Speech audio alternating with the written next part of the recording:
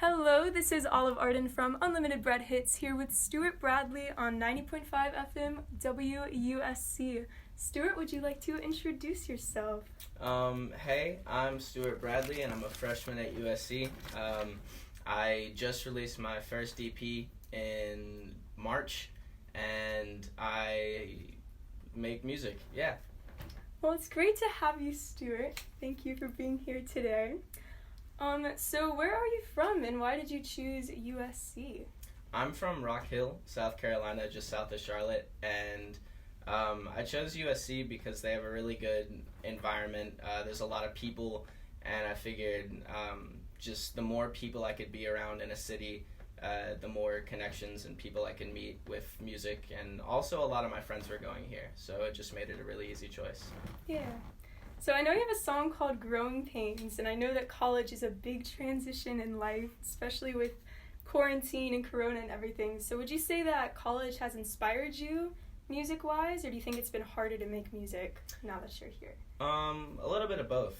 I've had a lot of limitation just because I had a studio back at home, and now I have to make music in my dorm, and I have very limited equipment, and so it definitely did put a big pause on recording and making music, but also it gave me a lot of time to brainstorm and a lot of time to just mess around and use my digital audio workface, Ableton, and just get used to it.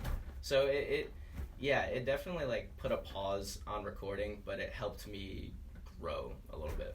Yeah. Are you taking any classes this semester, this year, that also help with learning more about music? Yeah, I'm taking sound design, which so far has been fairly simple, but it's definitely teaching me a lot of things that I didn't know about Ableton, and just little tools and tips and tricks that I can throw in my tool belt and use later.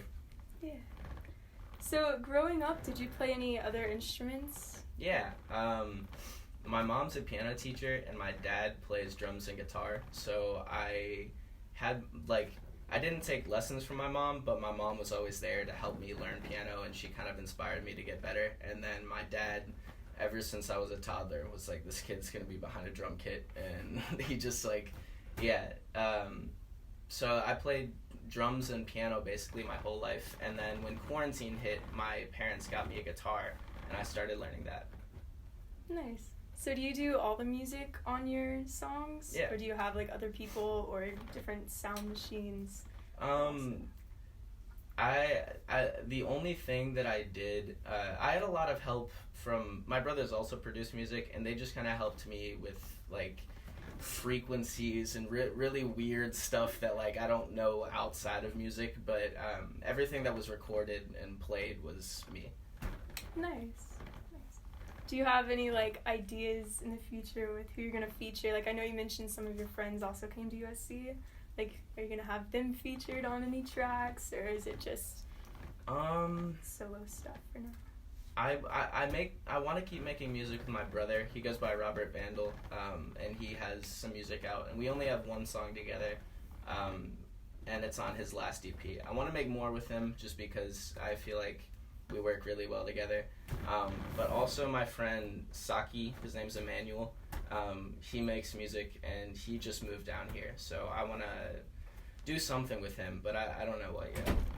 Nice. Do you have any like musical inspirations, like any artists that you try and mimic the sound of or just take inspiration from? Yeah. I try not to like mimic anybody because I feel like that kind of sets you aside. But I was listening to a lot of like Felly and the Beatles when I was making this last album, and just kind of like classic pop stuff, but I've just been kind of like adding genres that I listen to in my music throughout my whole life. Nice. So what's been your favorite concert? I know Felly was here about 2 or 3 years ago. I didn't get to see him. Dang. It kind of crazy. Yeah. But my favorite concert was the Chance the Rapper concert when he was on his coloring book tour that I saw back in, I don't know, whenever that was, like 2016. Yeah. But I went with my brother and my friend Dennis, and we had great seats. It was an awesome concert, and it was one of the only ones I've ever been to, so it was awesome. That's awesome. Do you have a dream concert to go to? Like, who you want to see after COVID? I would love to see Tame Impala. I also feel like Travis Scott would just put on an amazing show. Like, going to, like, a Travis Scott concert would just be full of energy. But yeah, there's just a lot of people I haven't seen. So I would grab tickets to basically any concert as soon as it's open. Yeah, for sure. Do you have any, like, dream collaborations? I'd love to work with Felly. That'd be awesome. He's not, like, my favorite artist, but I feel like our sounds would work really well together, and he's definitely just, I don't know, he seems like a cool dude. Seems like a chill dude. But yeah, I'd love to work with Felly, and just other, like, artists. Like, I have a lot of artists that I love, but I don't necessarily think that, like, our sounds would mesh well. Like, I just talked about Travis Scott. I would not do a Travis Scott collab, you know? Yeah, I feel that. So who is your favorite artist? It's not Felly. I know it's, like, a hard question. Yeah, it was definitely Mac Miller for a while, but since he's dead, he hasn't released music in a long time, and I haven't, like, listened to him very much. But, and I still do, but probably Mac Miller still, or maybe Tyler, the Creator. I don't know. There's a lot of options. Yeah, that's awesome. So I found you because I'm in a film class here at USC, and we had to make documentaries, and one of my classmates made a documentary about you and your music, and that was super cool. So are you going to be doing any film in the future, or are you sticking to music, or what's your major, and how does that tie into what? Well, I'm a media arts major, and I'm actually going to be taking the class that y'all are taking probably next semester. I registered way too late for classes, so I got, like, all of my gen eds out of the way this semester. But last semester I was taking 2 film classes that I'm assuming you take 210 and 201. Oh yeah. And yeah, I did some film for them, and I love doing that kind of stuff. I've always been doing, like, I've been dabbling in photography my whole life, but like, it's never been something that I've taken seriously. It's always been something like, I have a camera, cool pictures. But it's definitely something that I would love to get more into.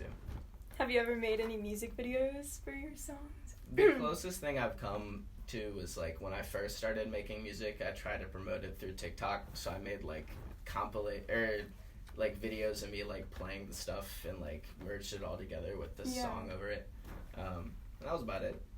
Yeah, because your Conflicting Schedule song has 54,000 streams just on Spotify, which is insane. Like, do you think that TikTok is a contributing factor with that, or? Honestly, no. I would love to say that TikTok helped me in any way, and it did. I definitely, it was more for my friends when I was making TikToks, just because we were in quarantine, and it was a way for me to, like, play music and stuff. But the biggest thing was my friends, and they all promoted my music and got my music somewhere in one way, shape, or form. And eventually on Spotify, Conflicting Schedules landed on this big, it's called a lo-fi rap playlist by some random dude who just has hundreds of followers. So that's where all of my streams on Spotify came from. Or not all of them, but, like, a good 40,000 of them. So that was really, really cool. And that was just kind of, like, luck and happenstance. Yeah, that's so cool. Do you have any other, like, way of publicity with your music, or is it, I know you said your friends, you rely on them a lot for that, which is a good one. It's, I don't know, I try, like, I'll do, like, the Instagram promotions and stuff like that, but I know that every time I see, like, an ad on Instagram, I'm just like, oh, this isn't my feed, and I just scroll past it. Yeah, same. So, I don't know if that's a valid form of promotion, but yeah, mainly I just tell my friends, and my friends are so supportive. They just show my music to whoever, whenever, wherever, and will just send me videos being like, hey, we're listening to your song. It's awesome. That's so cool. But yeah, do you have any, like, future projects? I know that you said in your dorm you don't really have, like, a studio space, but, like, are you working on anything right now? Like, any just random song lyrics that come to mind? Or? Yeah. No, I'm actually, I have So there's a song that didn't make it onto my last project that I already have like written and just in my head. But then I'm working on 3 songs right now, just building the instrumentals for them since I can't record anything, and just trying to do what I can with them. And so that's 4 songs for my next project, and I'm trying to have like an 8 to 10 song project and have it be longer than my last one. So I just kind of I gotta keep just brainstorming and adding things. And I'll try and I make new beats or new whatever, just try and do something every day, even if it's really minuscule. And a lot of the times it's absolute garbage, but like it's just once every couple of weeks I'll be making something. I'll be like, okay, this is something. This is worth doing something with. Yeah. So when you like make those, is there anything that you take inspiration from, like the weather or just like classes, or what do you really draw from when you write your stuff? Every once in a while, or like it's both of those things that you said, like environmental impacts have an effect on me, like when I'm in the studio. But also, if I have a song stuck in my head all day, I'll like eventually kind of like morph it in my head and like mess with it, and then I'll go into the studio and I'll do something kind of based around that. And I don't know, it changes day by day, and that's why sometimes it's really bad and sometimes it's like something I like. But yeah, inspiration just kind of comes from wherever when I'm in the studio, just whatever's on my brain. Yeah, that's so cool. Thank you. Well, do you have any messages for your listeners or future listeners?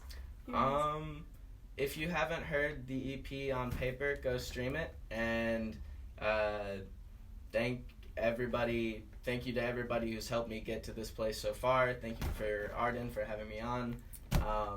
And yeah, this was a great time. Well, thank you so much, Steward Bradley. Be sure, like he said, to listen to the On Paper EP. Keep your eyes and ears out for his future projects. And you've been listening to Unlimited Bread Hits, brought to you by Olive Arden here on WUSC-FM and HD1 Columbia.